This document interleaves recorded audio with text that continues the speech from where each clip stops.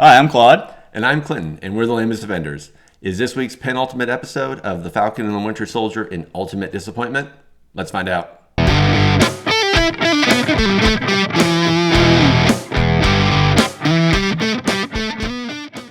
Thanos. We're the Lamest Defenders. I don't even know who you are. We have a small but dedicated fan base. Be sure to visit our sponsor at BaskervilleProductions.com. Welcome back, everyone. So for episode 5 of Falcon and the Winter Soldier, it really opens up with just the ramifications of U.S. Agent Walker. He's freaking out because he's like, oh man, what did I do? And then he actually gets confronted in a warehouse by Bucky and Falcon, who just magically find him, I guess. Maybe Agent 13 buzzed him in or something. He still got him under that anal satellite. probe. It's been tracking him. And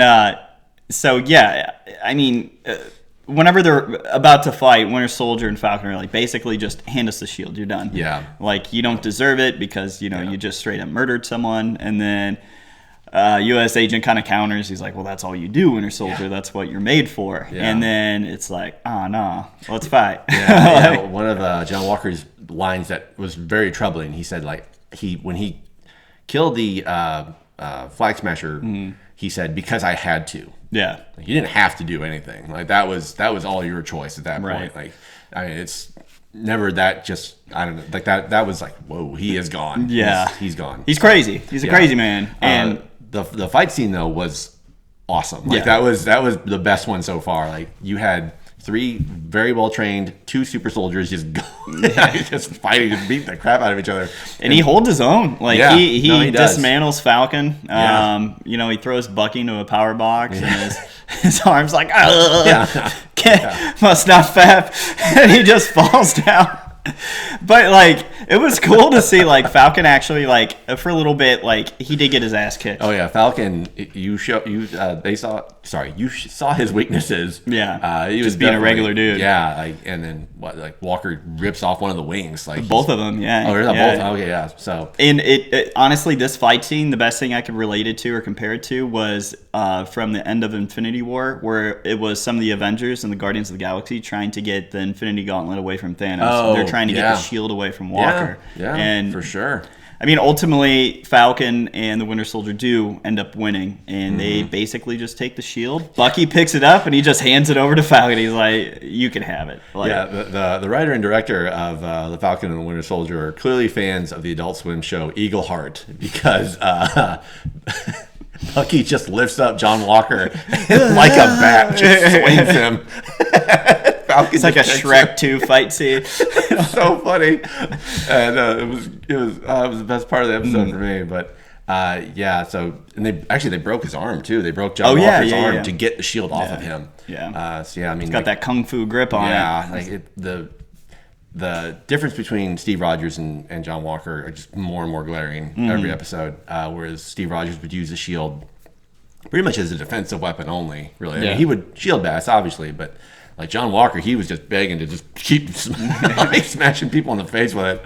Smash mode activated. Yeah. But after that fight scene, it basically just goes back to Washington, and then he's stripped of his mantle of Captain America by a senator. Yeah. And I really like this scene because the acting was actually really well done. Yeah. And Wyatt Russell. Yeah, awesome. He's freaking out because he's like, this is what you made me. This is, I've followed your rules. Your mandates. You've asked me to do these mandates, and I've done them, and now you're taking all this away from me. Yeah. I thought he was going to throw the podium at the center. Right? Pretty Chad move. Just being like, I'm out. Just leaves the entire Pops hearing. his collar, and he's gone. Right? He's just out. Puka shell necklace. But immediately after that scene, we finally get this cameo that's been hyped up since episode 2. Yeah. And it's the actress. What a cameo. Yeah, and I didn't see it coming, and just because. Go ahead, sorry. The character that she plays, so the actress is Julia Louis-Dreyfus. Yeah, so Selena Meyer from Veep. And also from Seinfeld. Yeah. And she's basically she's this character from the comics that started off as S.H.I.E.L.D. and then slowly goes into Hydra. Yeah. Contessa Valentine Allegra de la Fontaine. I did not want to say that. Who couldn't remember that? Yeah, I was trying to write it down. I was like, yeah. Right? And basically, she's like, we'll call you. Answer the phone. Mm-hmm. Yeah, she, and in the comics, she basically she was portrayed Madam Hydra for a while. So yeah, she is either the power broker or works for the power broker. Right. Yeah, so, which is weird too because like we still haven't got anything for the power broker. Back seat. This episode completely. A lot of things did, honestly. Yeah. And speaking of a thing that took the back seat, which I'm not a fan of, was kind of how they treated some of the other characters like Zemo. Basically, Bucky goes back to Sokovia because he knows where to find Zemo. And how long was Zemo there? Just waiting there. Yeah. It's just like 3 days later. Just looking at the statue. Monument, like any day now. But yeah, because like Bucky is like, oh, I should basically kill you, like, you know, and then Zemo's like, well, I took you off my kill list, so you know, like they kind of like stand pat. I took the liberty of taking my name off of your list. Like I bear no grudges. Like, why would you bear a grudge? Yeah, you activated it. Yeah. Hundreds died. But Bucky basically is like, well, I'm not going to punish you as Dora Milaje. We're there. And they basically just took him. If this is the way that Zemo goes out for this show, it's highly disappointing because you didn't really see any of his plans and what his motives were other than just ending the super soldier serum. Yeah. To me, that's disappointing. I hope there's more of them because Daniel Bruhl is an excellent actor. Yeah. So, honestly, I would have rather it just ended with him going into the sewer drain from the previous episode. Like, that would have been fine with that. Like, oh, he's just gone. He's lost in the wind now, and he emerges like in Madripoor or something later. So, but that was a bummer. So after that, Sam goes to Baltimore to meet up again with Isaiah Bradley and present him the shield that he took from the fight with John Walker, and just kind of like, this is yours, basically. And Bradley wants nothing to do with it. Yeah, he's like, nah, I'm good. What did he say? No, they don't want anyone else but a white man to be Captain America. No self-respecting black man would be Captain America. And I just see CSS. Yeah, you can see, like, that's the one thing that really elevated this episode for me was the acting of Sebastian Stan and Anthony Mackie. They're both really good, but and Wyatt Russell, honestly, too. But all three of those guys just give great performances. And you can see the machinations in Anthony Mackie's head just going crazy, like, but I think I have to be, though. Like, he it's not that he really doesn't want to be, he kind of has to be Captain America at this point. Have that change resonate. Yeah. Be the change you want to see in the world. And it was cool, too, because with this scene, Bradley kind of gives his backstory why he was in prison. Basically, him and a bunch of other soldiers were injected with the super soldier serum.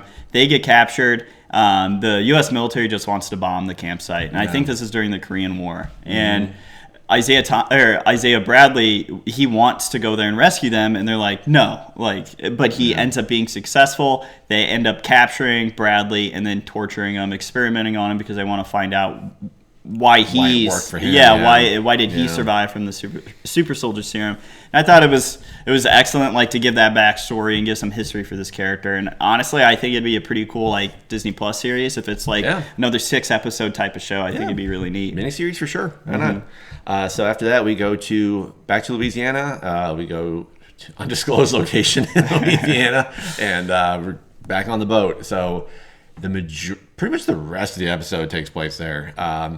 It's Sam and his sister Sarah trying to fix the boat, trying to fix the boat to sell the boat. And then Bucky shows up with a gift from Wakanda, and Sam doesn't. He's like, cool, and then you don't see him. Like wouldn't you want to know what's in it? Yeah. Oh, I would be running off as soon as I would.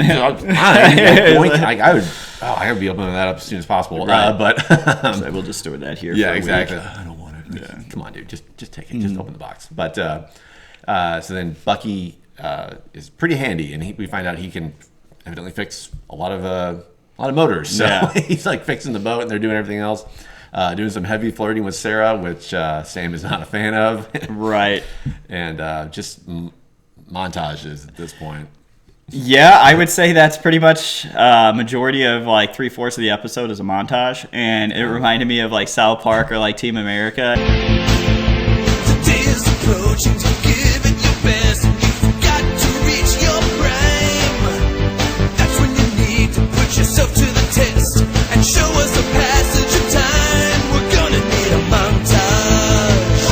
and it's just nothing but montages. It's just like, really, we're on the 5th episode. We want to focus on the boat. I get that it's important to Sam and his character and his family, but at the same time, you don't have to be stuck in that for 15, 20 minutes. It felt like. Yeah, and it just ran on way too long. It was building / fixing Sam and Bucky's relationship. Yeah. So I understand the purpose of it.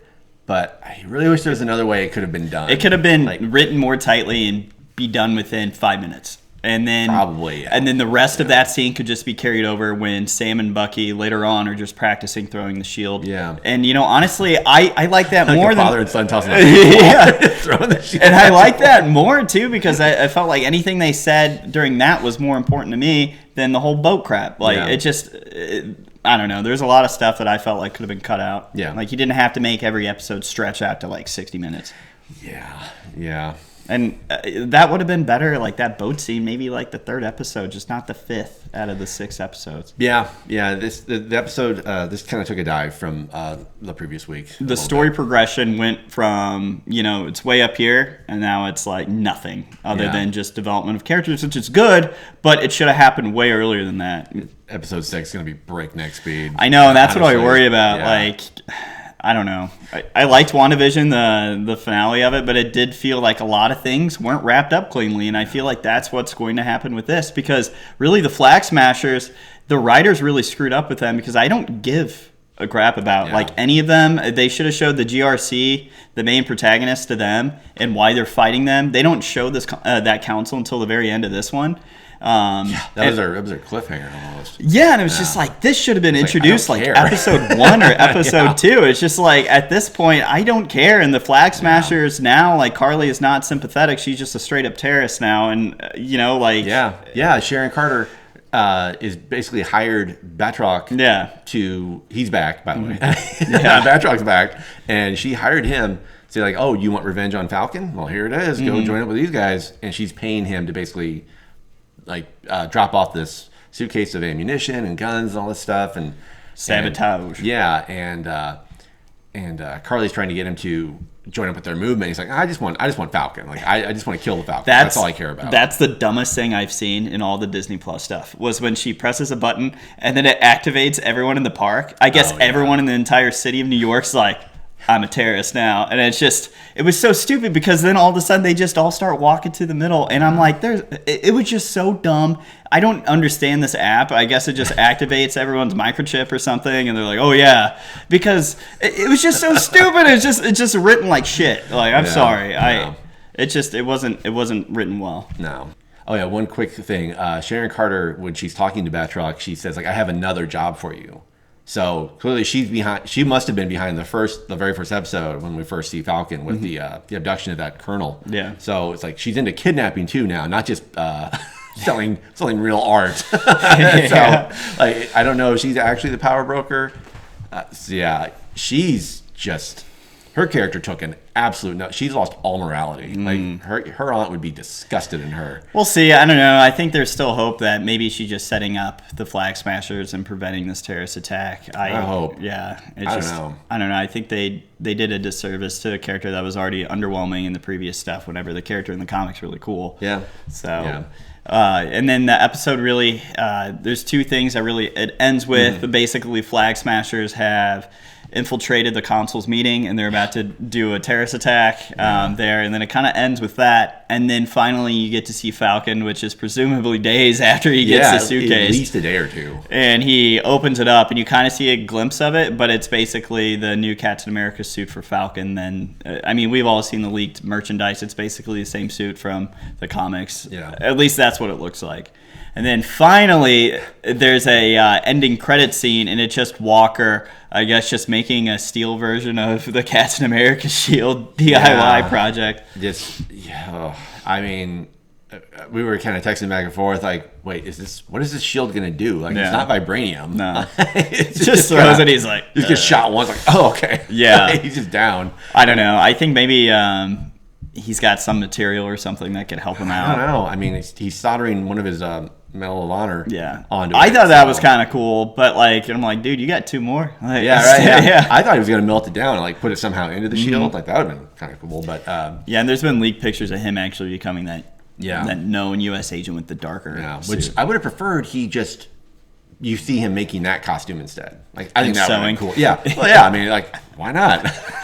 Maybe take his old war gear, like his for Kevlar sure. stuff. Yeah. Oh, speaking of war, like there have been leaks, like pictures where he is in his. He's like got a bloodied face, and he's in desert camo. So I'm assuming we're going to get his flashback. His flashback for like how he earned those 3 Medals of Honor next week. So. Yeah.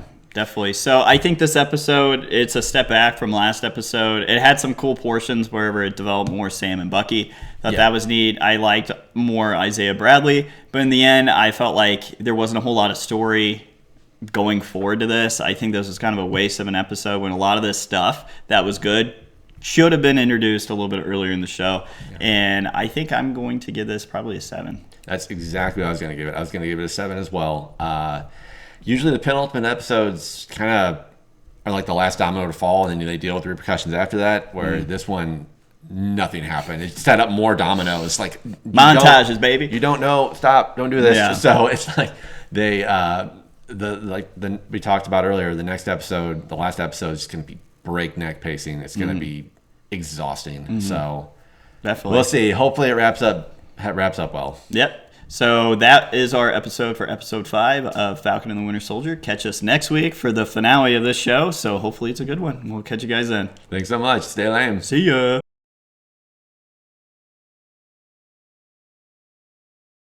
Hi, I'm Claude. And I'm Clinton, and we're the Lame Suspenders. On this week's penultimate episode, and for this week's review of Falcon and the Winter Soldier, does the And on this week's episode of the Falcon and the Winter... On this week's penultimate episode is this week's penultimate episode of the Falcon and the Winter Soldier an ultimate disappointment? Let's find out. That one I'll leave it as a blooper. I'll leave that as a blooper. All right, we'll do it one more time. Should I clap? Yes, please.